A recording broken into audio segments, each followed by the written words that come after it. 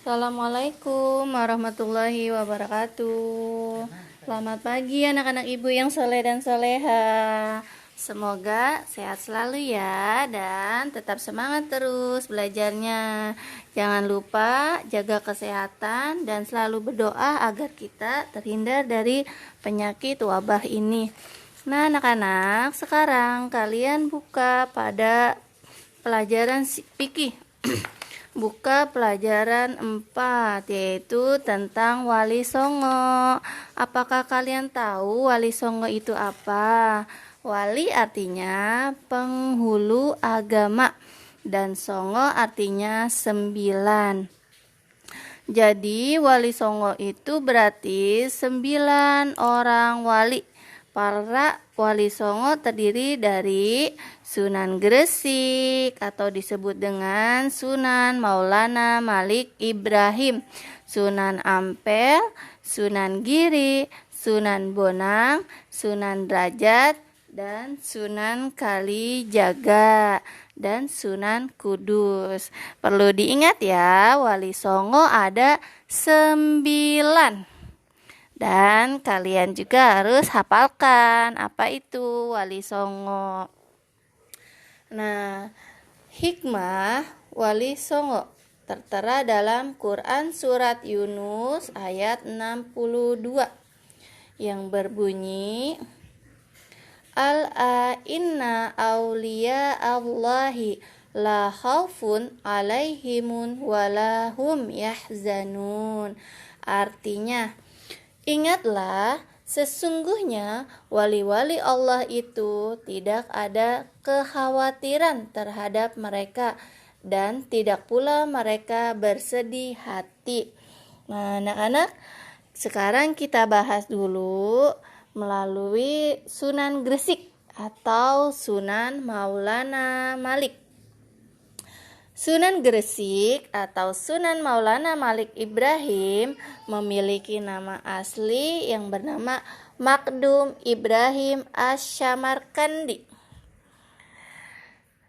Beliau diperkirakan lahir di Samarkand, Asia Tengah pada awal abad 14. Beliau juga disebut Syekh Maghribi. Akan tetapi masyarakat Jawa mengenalnya dengan nama Sunan Gresik.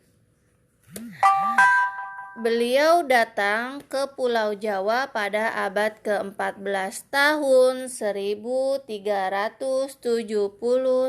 Masehi untuk menyebarkan agama Islam.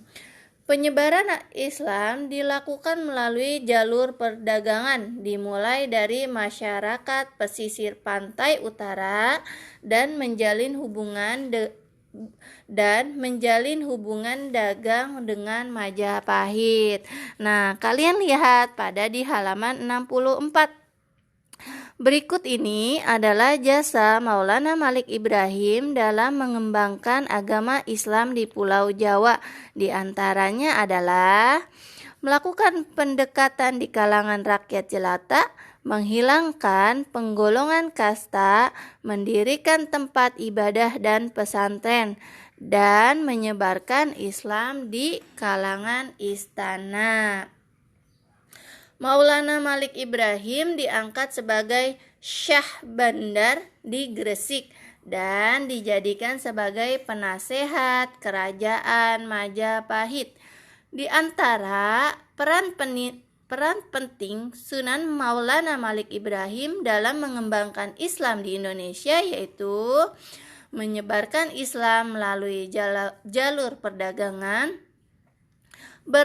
mendakwahkan Islam kepada keluarga kerajaan Majapahit, membangun masjid dan pesantren sebagai pusat dakwah Islam. Nah, adapun nasihat yang biasa disampaikan oleh Maulana Malik Ibrahim adalah berilah pertolongan kepada siapapun tanpa pamrih dan tanpa mengharapkan imbalan atau biasa kita sebut dengan ikhlas.